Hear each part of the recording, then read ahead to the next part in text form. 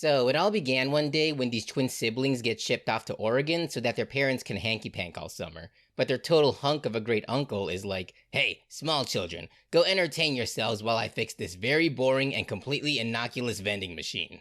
Dipper, the brother of the two, ends up finding the third volume of this random book in the woods telling him to trust no one. And he's like, wow, I'm totally gonna trust whoever this author is. And Mabel, the sister of the two, meets this college boy who's into 12-year-old girls, and she's like, cool, let's hold hands and pick flowers and watch a G-rated movie together. But it turns out the college kid is actually several adult men, which is obviously so much better, and the kids go tell him to fuck off. That's when Dipper is like, yo, Mabel, check it. If I can find the author of this book, I might actually make a friend for the very first time in my life. What about me?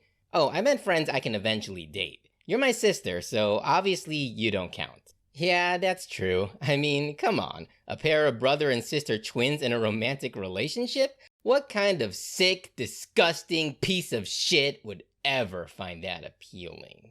Anyway, Dipper spends the first half of the season consulting this book in hopes that it'll make him the hottest Chad in the world. Unfortunately, being comfortable in his femininity means that his attempts at manliness prove to be woefully unsuccessful, and he just can't seem to impress this one redheaded girl who appears in the show every now and then. As for Mabel, she posits that older guys are simply too illegal for her, so she decides to aim for someone a little more on the young side, and oh my god!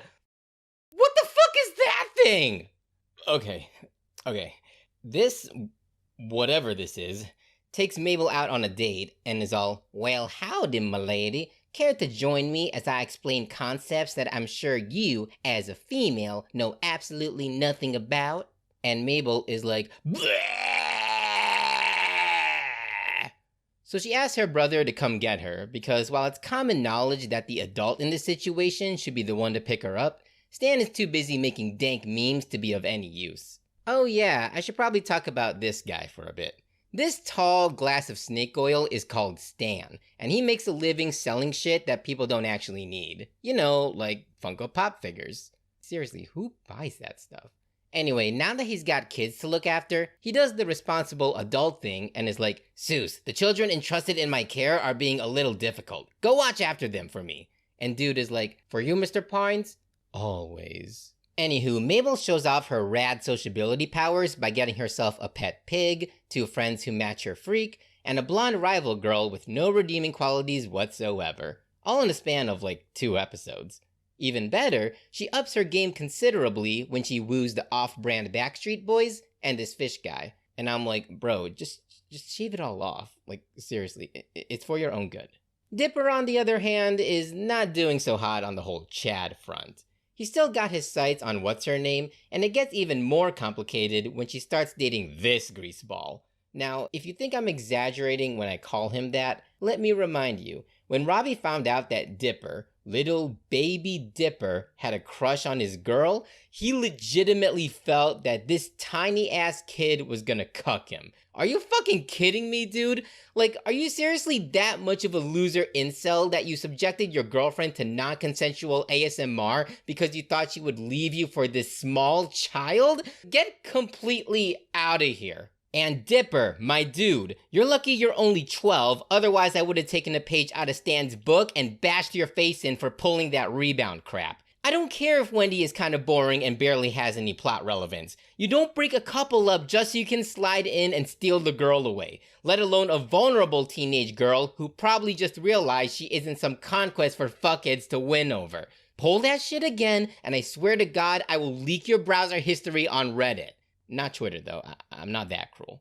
Meanwhile, Stan finally realizes that he should probably try to form a paternal bond or something with his Grease and Grephew, so he takes it upon himself to instill some of his wise old man advice on them. And he's like, hey, unsupervised minors, who wants to run my shop and ignore child labor laws while I go on vacation? I do. So the kids technically accrue a profit, and Stan's like, oh shit, I actually gotta treat them like people now.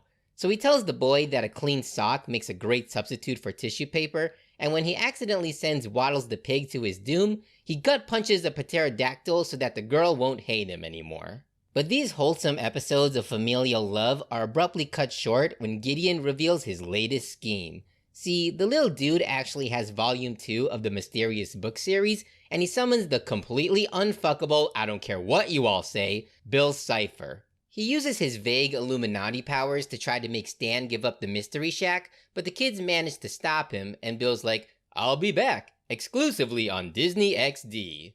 Anyway, the whole plan ends up being kinda pointless though, when Gideon decides to just bomb the fucking place and steal the deed, thereby making him the shack's rightful owner. Now, I'm not a legal expert by any means, and I sure as hell don't know anything about property rights, but yeah, I'm pretty sure that's not how it works. In any case, the gang is forced to live in Seuss's grandma's house, and upon realizing that the only two cops in town are too busy boning each other to conduct a proper investigation, Stan is like, guys, I'm sending you home. I'm going to start an OnlyFans now to get some cash flowing, and I'm not allowed to have children on the premises.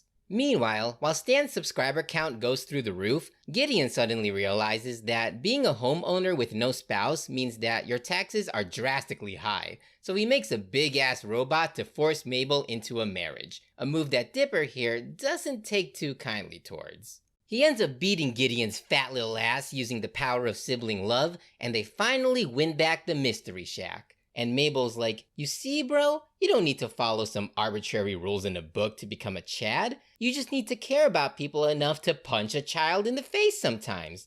Thanks, sis. I'll remember that when I become a dad one day.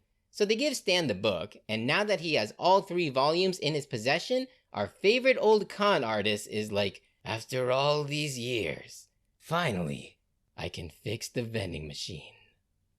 It's the end.